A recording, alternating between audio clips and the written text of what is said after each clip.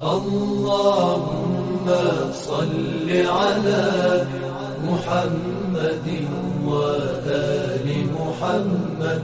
اللهم صل على محمد وآل محمد. اعوذ باللہ من الشیطان الرجیم. بسم اللہ الرحمن الرحیم. الحمد للہ رب العالمین والصلاة والسلام علی اشرف الانبیاء والمرسلین وآلہ الطیبین الطاہرین. اجتماعی فساد کے حوالے سے آپ کی خدمت میں گفتگو ہو رہی تھی اور بیان کیا کہ ہم کیسے فسادات سے مقابلہ کر سکتے ہیں. ایک طریقہ یہ ہے کہ ہم دین کی معرفت کروائیں، لوگوں کو دین سے آگاہ کریں، اور دوسرا طریقہ یہ ہے کہ ہم اپنی شہوتوں کو، غریزوں کو کنٹرول کر لیں اور دین کے تقاضوں کے مطابق ان سے صحیح اور درست استفادہ کر لیں. جس طرح اللہ نے انسان کو عقل کی نعمت سے نوازا ہے، اسی طرح انسان کے وجود میں شہوت بھی پائی جاتی ہے، یعنی دونوں چیزیں انسان کے وجود میں پائی جاتی ہیں.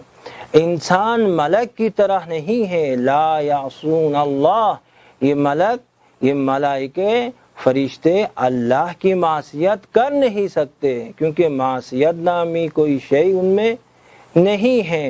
اسی لیے جو اللہ حکم دیتا ہے وہ حکم کے مطابق عمل کرتے ہیں. اور حیوان برعکس ہے، ملائکہ میں شہوت نہیں ہے، عقل ہے، اسی لیے گناہ نہیں کر سکتے، لیکن حیوان میں صرف شہوت ہے. اسی لیے جب اسے بھوک لگتی ہے جو بھی سامنے آ جائیں اسے کھا لیتا ہے. اب اسے یہ فکر نہیں ہے کہ اس کا نہیں ہے، اس کے مالک کا نہیں ہے، کسی دوسرے کا ہے.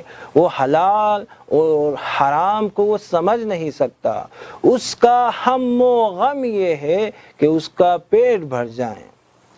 لیکن انسان میں یہ دونوں چیزیں ہیں، عقل بھی ہے اور شہوت بھی ہے، اور انسان کو اللہ نے یہ دونوں نعمتیں دی ہیں.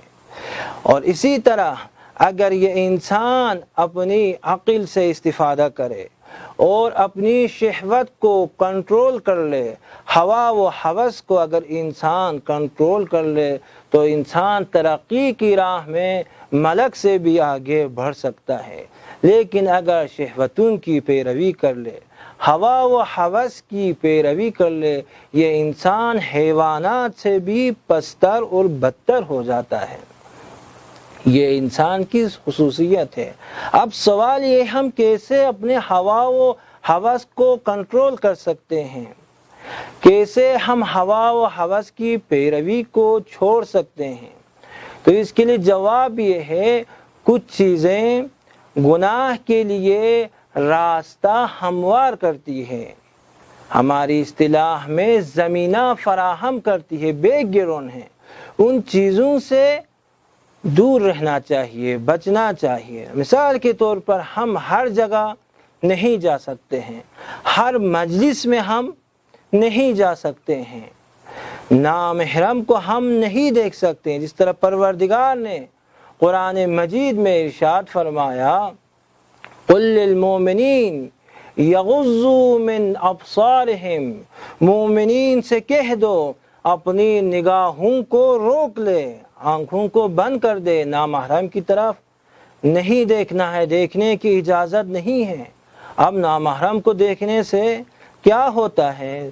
جواب یہ ہے، یہاں سے فساد کا آغاز ہوتا ہے، یہاں سے گناہ کا آغاز ہوتا ہے. اسی لیے نامحرم کو دیکھنے سے پروردگار نے ہمیں روکا ہے. روایات میں ہے، شیطان نے یہ کہا ہے کہ 3 جگہوں پہ میں جاتا ہوں اور مجھے یقین ہے کہ مجھے کامیابی ملے گی. ایک جگہ وہ ہے جب انسان غضبناک ہو جاتا ہے، جب انسان کو غصہ آتا ہے، اس وقت انسان قتل کرنے کے لیے بھی تیار ہو جاتا ہے. تو میں آتا ہوں اسے گمراہ کرنے کے لیے.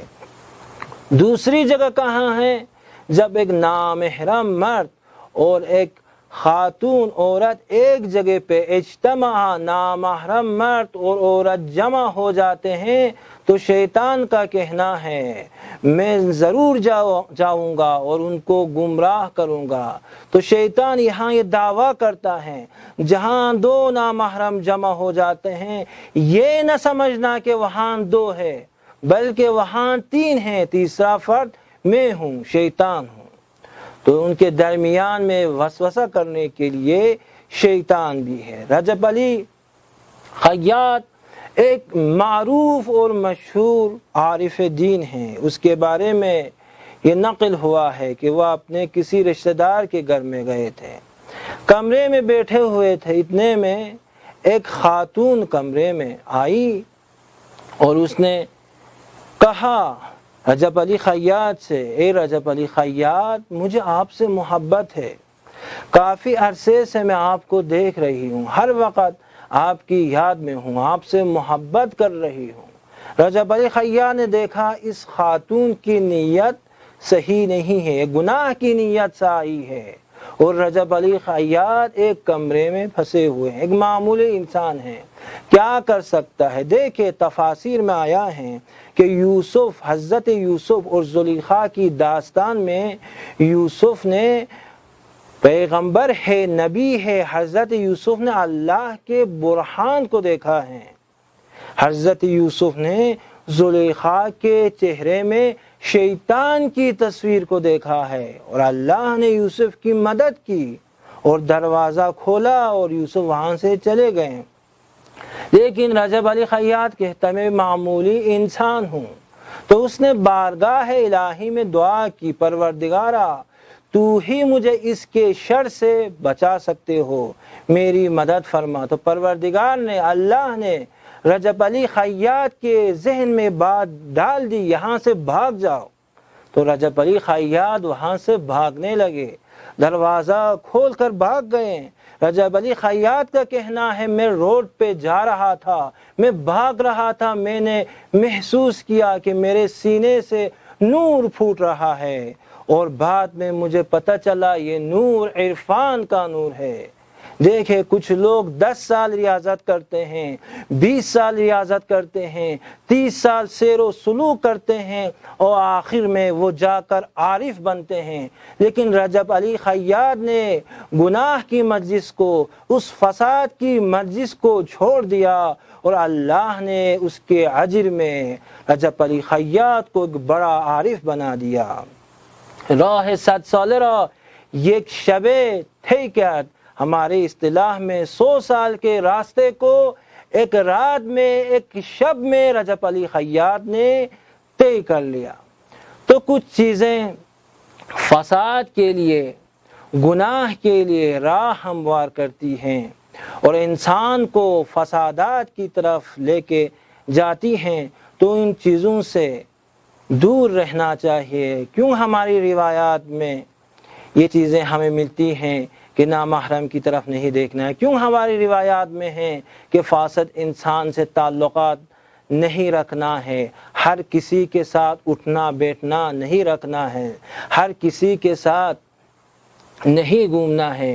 کیوں ہماری روایات میں ہیں اگر کسی کو دوست بنانا ہے پہلا اسے آزماؤ، اس سے امتحان لے لو، اس کے ساتھ سفر کرو، دیکھے یہ سفر میں کیسا ہے، اور یہ بھی دیکھے اسے آزما لو، جب یہ غضبناک ہوتا ہے، جب اسے غصہ آتا ہے، وہ حق کو چھوڑتا ہے یا نہیں، وہ باطل کی طرف جاتا ہے یا نہیں۔ کچھ لوگ جب غصے ان کو آتا ہے تو باطل کی طرف، فسادات کی طرف جاتے ہیں، فسادات میں ڈوب جاتے ہیں، حق کو بھول جاتے ہیں۔ تو ان سے امتحان لے لو، اگر یہ سچا ہے، یہ صادق ہے، یہ امین ہے، اس وقت اسے اپنا دوست بناؤ۔ تو اس حوالے سے، فسادات سے مقابلہ کرنے کے حوالے سے ایک راستہ یہی ہے کہ انسان اپنی شہوتوں کو، ہوا و ہوس کو کنٹرول کر لے، اور اللہ نے جو حلال اور جائز راستے قرار دیے ہیں ان راستوں پر چلنا ہے اور ان شہوتوں سے درست استفادہ کرنا ہے۔